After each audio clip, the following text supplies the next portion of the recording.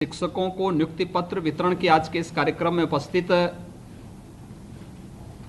मंत्रिमंडल में मेरे सहयोगी बेसिक शिक्षा के मंत्री डॉक्टर सतीश द्विवेदी जी, प्रदेश के मुख्य सचिव श्री आर के तिवारी जी, अपर मुख्य सचिव बेसिक शिक्षा श्रीमती रेणुका कुमार जी,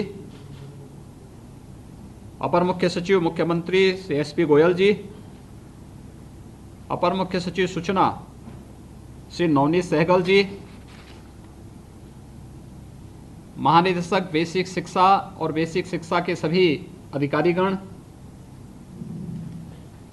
आज के इस कार्यक्रम में हमारे साथ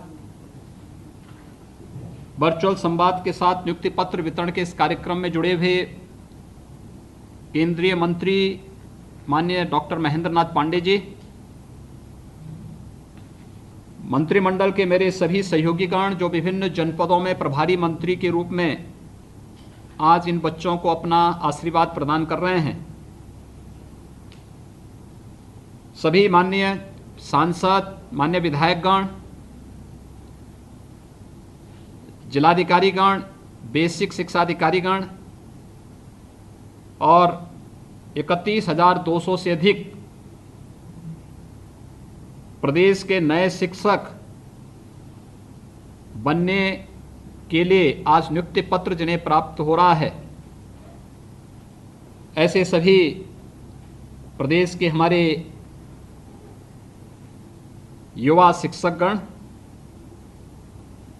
मैं सबसे पहले बेसिक शिक्षा विभाग को एक लंबी लड़ाई के बाद प्रदेश के अपने युवाओं को काफी जद्दोजहद के बावजूद 31,200 से अधिक शिक्षकों को नियुक्ति पत्र प्रदान करने के इस समारोह में हृदय से धन्यवाद देता हूं और आप सभी नवनियुक्त शिक्षकों को मैं हृदय से बधाई देता हूं। आप सबके प्रति मैं अपनी शुभकामनाएं व्यक्त करता हूं। मुझे बहुत प्रसन्नता है कि हम लोगों ने 69,000 शिक्षकों की नियुक्ति की प्रक्रिया को आगे बढ़ाया था और हम लोग 2019 में ही हमारा प्रयास था कि अक्टूबर-नवंबर तक हम 69,000 शिक्षकों को नियुक्ति पत्र देकर के बेसिक शिक्षा परिषद के विद्यालयों में इन्हें शिक्षक के रूप में सेवा करने का एक अवसर प्रदान कर सकें। लेकिन जो लोग नहीं चाहते हैं कि शिक्षा का उन्नयन हो, जो लोग नहीं चाहते थे कि हम देश के सबसे बड़े राज्य उत्तर प्रदेश की शिक्षा की आधारभूत इकाई बेसिक शिक्षा के उन्नयन के लिए किए जा रहे प्रयासों को और तेजी के साथ आगे बढ़ा सकें, उन लोगों ने इसे कहीं न कहीं बाधित करने का प्रयास किया।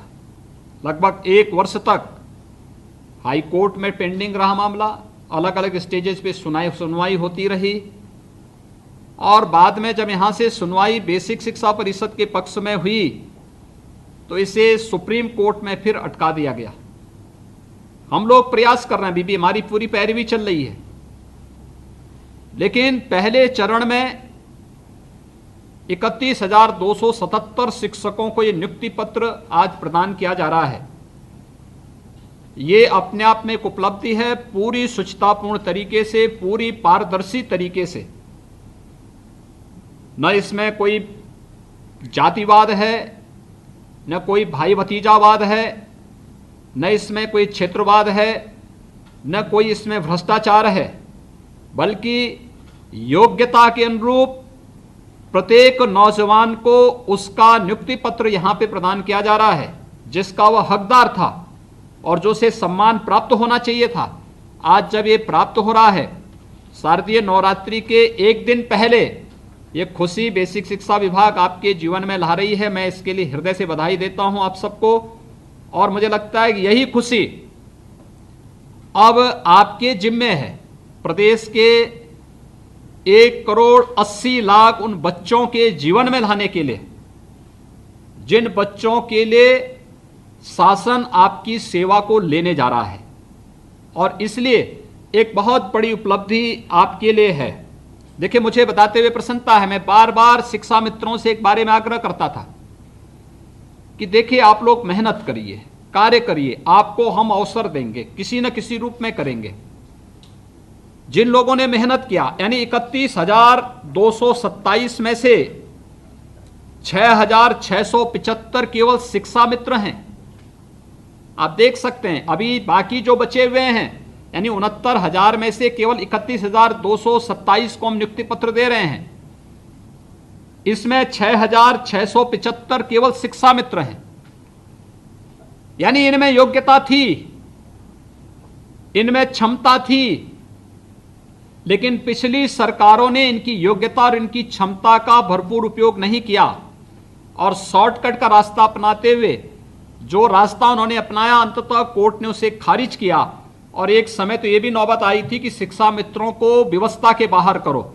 हम लोगों ने उस समय स्टैंड लिया था, कहा था कि नहीं, हम किसी शिक्षा मित्र को हटाएंगे नहीं, हाँ, उसे वेटेज दे करके और हम प्रयास करेंगे कि उसकी नियुक्ति उसे प्राप्त हो जाए। और आज मुझे प्रसन्नता है कि 31,227 में से 6,675 शिक्षा मित्रों को भी नियुक्ति पत्र यहाँ पे प्राप्त हो रहा है। ये बहुत बड़ी उपलब्धि है। जिन लोगों ने मेहनत किया था, जिनके जीवन में बहुत ज़्यादा, जिन्होंने मेहनत करके एक सपना देखा था शिक्षक बनने का, उन लोगों को एकाएक हटाने का आदेश हमारे लिए स्वयं भी एक बहुत कठिन अवसर था। लेकिन हमने कहा कि नहीं, हम इनका मानदेय बढ़ा करके इन्हें कुछ समय के लिए रखेंगे, बाद में फिर इन्हें वेटेज दे करके इन्हें आगे बढ़ाएंगे। और आज ये नियुक्ति पत्र उन्हें प्राप्त हो रहा है। 31,227 के साथ ही इतनी बड़ी संख्या में शिक्षा मित्रों को भी ये अवसर प्राप्त हो रहा है। ये उनकी मेहनत का फल है, और नहीं तो इनसे चंदा लेकर के मामले को लटकाने और भटकाने की जो कोशिशें होती थी, उन कोशिशों से हर व्यक्ति विज्ञ है। और मैं चाहूँगा कि अगर अन्य लोग भी उन षड्यंत्रों के प्रति सचेत हो सकें, तो फिर हम लोगों को इस चीज को देखना चाहिए। क्योंकि हम लोगों ने पिछले 3 सालों के अंदर बहुत सारी गालियां भी सुनी हैं, लगातार इस पे अनर्गल टिप्पणियां भी होती रही। लेकिन याद रखना, योग्यता और क्षमता दोनों की कहीं उपेक्षा नहीं होनी चाहिए। और आज का यह अवसर इनकी योग्यता को सम्मान देने का भी एक अवसर है, और इनके अनुभव का लाभ बेसिक शिक्षा परिषद ले सके, इसको भी जानने का एक अवसर है। मुझे प्रसन्नता है कि 31,227 जो आज नियुक्ति पत्र वितरित हो रहे हैं, इसमें आरक्षण के मानकों का भी भरपूर इसमें उसका पालन किया गया है।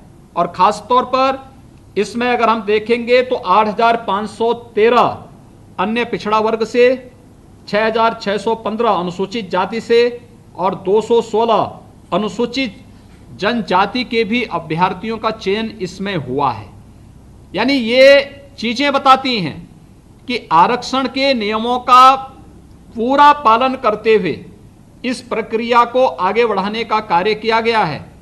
और हम लोग प्रदेश के अंदर बेसिक शिक्षा में जुड़े हुए जितने भी हमारे शिक्षक, नए नवनियुक्त शिक्षक आ रहे हैं, उसमें हम मानकों को पूरा करते हुए, आरक्षण के नियमों का पालन करते हुए अपने इन युवाओं को नियुक्ति पत्र प्रदान कर रहे हैं। यानी इनकी ऊर्जा का लाभ अब हम बेसिक शिक्षा में एक शिक्षक के रूप में प्रदेश के अंदर लेना चाहते हैं।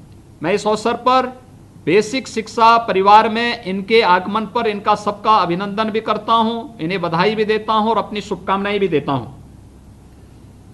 पिछले 3.5 वर्ष के दौरान प्रदेश के अंदर बेसिक शिक्षा के क्षेत्र में बहुत सारे परिवर्तन देखने को मिले हैं। देखिए, पहले जब हम लोग आए थे 2017 में, तो 2017 में कुल 1,34,00,000 बच्चे बेसिक शिक्षा परिषद के स्कूलों में पढ़ते थे। उस समय मैं देखता था बहुत सारे विद्यालय ऐसे थे जहां पर शिक्षक नहीं थे, कुछ में शिक्षा मित्र थे। इससे पहले शिक्षा मित्रों का विवाद सुप्रीम कोर्ट के माध्यम से काफी माहौल खराब हो चुका था। हमारे सामने चैलेंज था। मुझे याद है श्रावस्ती प्रदेश का एक जनपद है जहां पे 200 विद्यालय 120 विद्यालय ऐसे थे जिसमें एक भी शिक्षक नहीं थे। आप अनुमान कर सकते हैं, वो एस्पिरेशनल डिस्ट्रिक्ट है लेकिन एक भी शिक्षक नहीं। कैसे चलता रहा होगा। और फिर हम लोगों ने न्यायालय की बाधाओं को दूर करते हुए, तमाम प्रकार की विघ्न बाधाओं से लड़ते हुए नियुक्ति की प्रक्रिया को प्रारंभ किया। 1,37,000 शिक्षकों की नियुक्ति की प्रक्रिया को आगे बढ़ाने के क्रम में पहले चरण में 69,000 शिक्षकों की नियुक्ति की प्रक्रिया को हमने आगे बढ़ाया। और उस समय बीएड को एनसीटीई ने इस व्यवस्था से अलग किया था। खैर, परीक्षा हुई, बहुत पारदर्शी तरीके से हुई, 42,000 से अधिक लोगों का चयन हुआ। इसके बाद फिर इस प्रक्रिया को और फिर दूसरी बार किया गया और इस बार 69,000 शिक्षकों की प्रक्रिया को तेजी के साथ आगे बढ़ाते हुए जब हम लोग 69,000 प्रदेश के नौजवानों को जो शिक्षक बनने का सपना देख रहे हैं, उस सपने को साकार करने का अवसर आता कि कुछ लोगों ने इसे कोर्ट में फिर चैलेंज किया। कोर्ट में मामला चलता गया। कहीं भी प्रदेश सरकार की प्रक्रिया में खोट नहीं था। अंततः न्यायालय ने इसको स्वीकार भी किया। लेकिन 1 साल केवल इसी में विलंब हुआ। 1 साल के विलंब के बाद फिर यह मामला सुप्रीम कोर्ट में गया। बाद में सुप्रीम कोर्ट ने 31,227 शिक्षकों की तैनाती का आदेश तत्काल दिया है। हम लोग इन 31,227 को आज नियुक्ति पत्र दे रहे हैं और हमारा प्रयास है कि जो शेष बचे हुए 69,000 में से उन्हें भी हम शीघ्र नियुक्ति पत्र दे करके प्रदेश में हर एक विद्यालय में मानक के अनुरूप शिक्षकों की तैनाती कर सकें।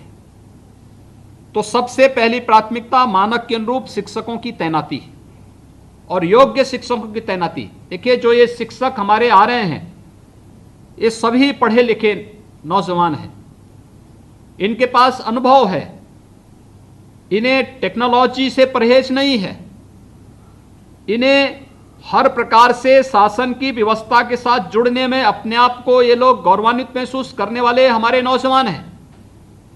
इसलिए बेसिक शिक्षा विभाग जिस दिशा में आगे बढ़ रहा है वह एक अच्छी प्रक्रिया के साथ तेजी के साथ आगे बढ़ रहा है। तो 2017 में जब हम लाए थे 1,34,00,000 बच्चे थे, हमने स्कूल चलो अभियान प्रारंभ किया, बच्चों की यूनिफॉर्म में बदलाव किया।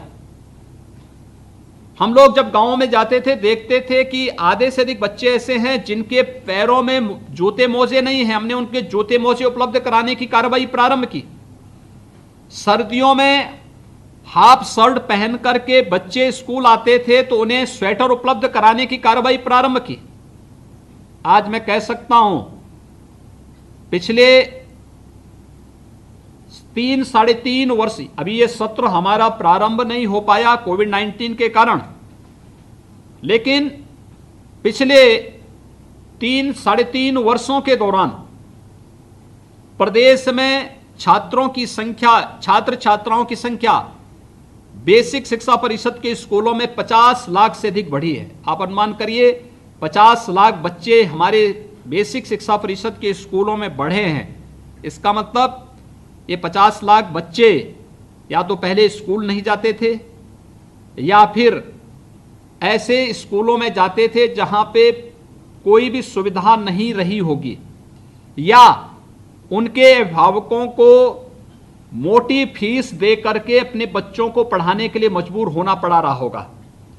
लेकिन आज हम इस बात को कह सकते हैं, मैं किसी भी गांव में जाता हूं, मुझे बेसिक शिक्षा परिषद के यूनिफॉर्म पहने हुए, जूते मोजे पहने हुए बच्चे वहां पर खेलते हुए दिखाई देते हैं। मुझे बहुत खुशी होती है कि कम से कम ये बच्चा आज अच्छा जूता पहन पा रहा है, अच्छा मोजा पहन पा रहा है, अच्छी यूनिफॉर्म पहन रहा है और सर्दियों में अब जाड़े से नहीं ठुठरेगा बल्कि उसके बदन में भी एक स्वेटर होगी।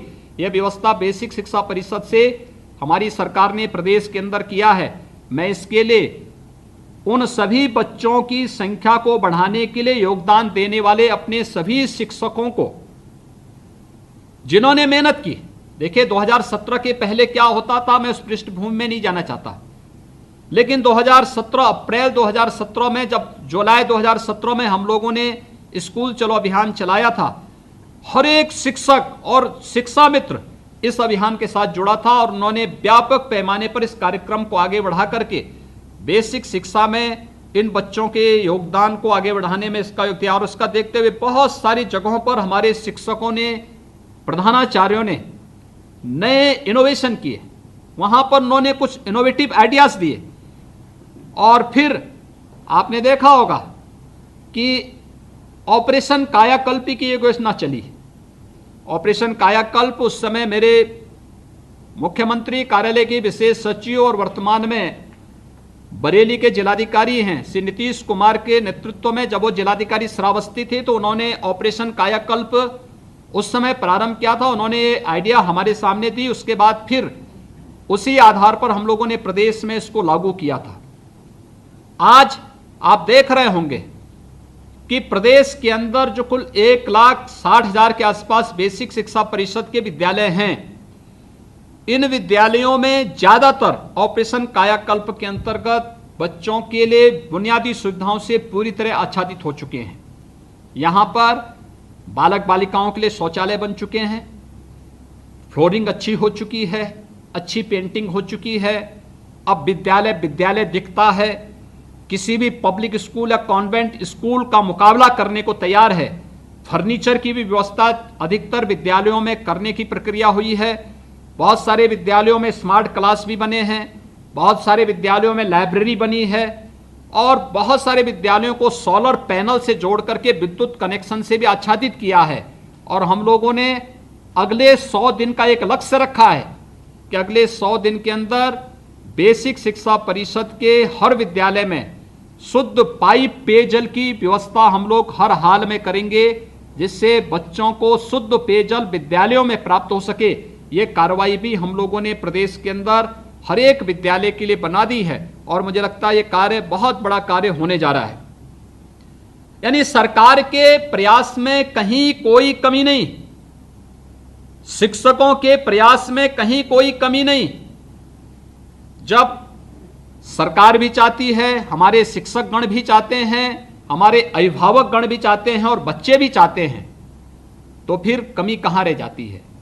मुझे लगता है इस पर व्यापक मंथन किए जाने की आवश्यकता है और इस दिशा में जो प्रयास प्रारंभ हुए हैं उन प्रयासों को आगे बढ़ाने की आवश्यकता है। पहली बार बेसिक शिक्षा परिषद को हम लोगों ने एक महानिदेशक भी दिया है और महानिदेशक बेसिक शिक्षा के नेतृत्व में बेसिक शिक्षा में कुछ नए परिवर्तन करने के प्रयास हुए हैं और विगत वर्ष से जो प्रयास प्रारंभ हुए हैं इन प्रयासों को हमें स्वीकार करना होगा। देखिए, अगर हम आज के समय में टेक्नोलॉजी से बचेंगे तो हम फिर विकास की मुख्य धारा से पीछे हट जाएंगे। हमें अपने को पीछे नहीं होने देना है, हमें विकास की मुख्य धारा से अपने आप को वंचित नहीं होने देना है और जिसका गुरुतर दायित्व हमारे ऊपर है। अगर हम स्वयं ही इससे पीछे हटेंगे तो जिन बच्चों का दायित्व हमारे ऊपर है उन बच्चों के साथ क्या होगा। इसलिए हम टेक्नोलॉजी से जुड़ें। टेक्नोलॉजी उन बच्चों के जीवन में व्यापक परिवर्तन का एक आधार बन सकता है। आपने देखा होगा कि टेक्नोलॉजी नहीं होती तो क्या कोविड-19 का जो कोरोना वायरस आया है इसमें हम क्या हर परिवार तक पैसा पहुंचा पाते। टेक्नोलॉजी नहीं होती क्या ये सुविधा हम गांव-गांव में जो कॉमन सर्विस सेंटर हम लोगों ने बनाए वहां पे लोगों को पैसे निकालने की सुविधा या पैसा जमा करने की सुविधा दे पाते। अगर हमारे पास सुविधा नहीं होती, टेक्नोलॉजी नहीं होती, हमने कोविड-19 के दौरान 2 करोड़ किसानों को एक क्लिक करके पैसा उनके खाते में पहुंचा दिया। 87 लाख हमारे प्रदेश में वृद्धजन, निराश्रित महिलाएं और दिव्यांगजन हैं, उनके अकाउंट में एक क्लिक करके उनके अकाउंट में पैसा पहुंचा दिया। यानी टेक्नोलॉजी है तो हम ये काम कर पा रहे हैं, और नहीं तो इसके नाम पे क्या होता था, इसके नाम पे पेंशन 300 रुपये उस समय मिलती थी उन गरीबों को, वृद्धजन को, महिलाओं को, अन्य लोगों को। उसका परिणाम क्या होता था कि वह पैसा वहां उनको प्राप्त नहीं होता था, वो जाते थे समाज कल्याण विभाग में या किसी विभाग में जाते थे। अब साल में उनको कुल पैसा 3600 भी नहीं मिलता था, लेकिन उसमें भी लेन देन शुरू हो जाता था। आज टेक्नोलॉजी है तो टेक्नोलॉजी से हमने पैसे में भी वृद्धि की, और पैसा सीधे उन गरीब के खाते में, वृद्धजन के खाते में, निराश्रित महिलाओं के खाते में, दिव्यांगजनों के खाते में पैसा सीधे पहुंच रहा है। ऐसे ही टेक्नोलॉजी का उपयोग करते हुए ये कार्यक्रम बहुत अच्छे ढंग से आगे बढ़ाए जा सकते हैं, और इसी में जो नए सुधार बेसिक शिक्षा परिषद में प्रारंभ हुए हैं, खासतौर पर मिशन प्रेरणा के माध्यम से। मैं उस कार्यक्रम में था जब यह कार्यक्रम लॉन्च किया गया था। बहुत अच्छी स्थिति पैदा हुई है, इसको तेजी के साथ आगे बढ़ाने की आवश्यकता है। और मैं खासतौर पर जो हमारे नवनियुक्त शिक्षक हैं, इन सब से कहूँगा, ट्रेनिंग लेकर के हम इसको, इस प्रकार के कुछ नए आइडियाज़ के साथ अगर हम जाएंगे स्कूल में, अभिभावकों के पास, वे लोग आएंगे। मैंने देखा है जहाँ पे शिक्षकों ने थोड़ी भी प्रयास किया है, वहाँ पर बच्चे पब्लिक स्कूल और कॉन्वेंट स्कूल को छोड़ करके बेसिक शिक्षा परिषद के स्कूलों में आए हैं। हमें कुछ परिवर्तन देना पड़ेगा और इस पर एक नया संवाद हमें प्रारंभ करना पड़ेगा। बहुत सारे नए बुनियादी जो है यहाँ पर परिवर्तन देखने को मिले हैं बेसिक शिक्षा परिषद में पिछले 3 वर्षों के दौरान, और मुझे लगता है कि इन सब का लाभ हमें लेना होगा। इसके माध्यम से हमें बच्चों को इसका लाभ देना पड़ेगा। अगर हम इस प्रक्रिया के साथ जुड़ पाएंगे तो मुझे लगता है कि बहुत अच्छा परिवर्तन हम लोग लाने में सफल हो सकते हैं। कोविड-19 का संक्रमण अभी समाप्त नहीं हुआ है, और जब तक कोविड-19 का खतरा बना हुआ है, इसके संक्रमण की चेन को भी तोड़ने के लिए हर स्तर पर हमें प्रयास करना होगा। लेकिन साथ साथ एक जिम्मेदारी हमारी बनती है, हमारे जो शिक्षक गण हैं, हमारे जो शिक्षा विभाग से जुड़े हुए अधिकारी गण हैं, कैसे हम लोग उस तबके तक, क्योंकि बेसिक शिक्षा परिषद के स्कूलों में वे बच्चे पढ़ते हैं जहां पर कॉन्वेंट स्कूल या पब्लिक स्कूल मौजूद नहीं है, या जो गरीबी रेखा या मध्यम या गरीबी रेखा के नीचे जीवन यापन करने वाले परिवार हैं।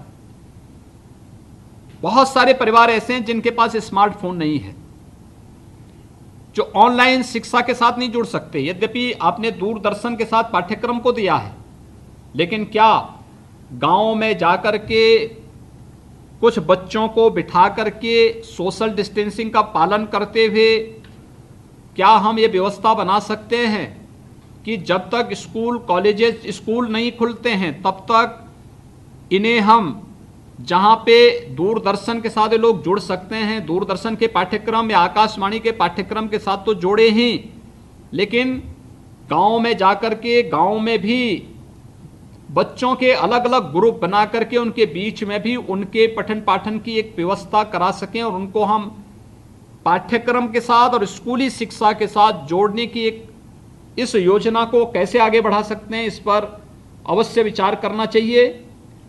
मुझे प्रसन्नता है कि जो अनेक कार्यक्रम प्रारंभ हुए हैं, ये न केवल विद्यार्थियों के लिए, छात्र छात्राओं के लिए, अपितु शिक्षकों के लिए भी और बेसिक शिक्षा परिषद से जुड़े हुए सभी कर्मियों के लिए भी एक व्यापक परिवर्तन का आधार बन रहे हैं, जिसमें मानव संपदा पोर्टल के माध्यम से शिक्षकों के सेवा विवरण, उनके अवकाश, उनके विभिन्न देयों का भुगतान, उनकी सेवा पुस्तिका, उनकी चरित्र पंजिका आदि के कार्यों में भी एक त्वरित और पारदर्शी ऑनलाइन व्यवस्था करने का जो एक प्रयास प्रारंभ हुआ है, मुझे लगता है एक बहुत अच्छा प्रयास है।